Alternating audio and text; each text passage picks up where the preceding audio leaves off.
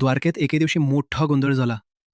स्यमंतक मणी हरवला आणि लोकांनी खोटा आरोप केला की हा मणी श्रीकृष्णाने चोरलाय. ही कथा भागवत पुराणात वर्णिलेल्या स्यमंतक मणी प्रसंगावर आधारित आहे. लोकपरंपरेनुसार यावेळी नारद मुनींनी श्रीकृष्णाला सांगितले, हे वासुदेवसूत, तुझं संकट फक्त गणपती बाप्पाची पूजा केल्याने दूर होईल. तेव्हा श्रीकृष्णाने पवित्र स्थळी गणपतीची मूर्ती प्रस्थापित केली. फुले, लाडू, दुर्वा अर्पण करून भक्तिभावाने बाप्पाची पूजा केली. गणपती प्रसन्न झाले आणि कृष्णाला आशीर्वाद दिला. वत्सा, सत्य समोर येईल, तुझा कलंक नाहीसा होईल.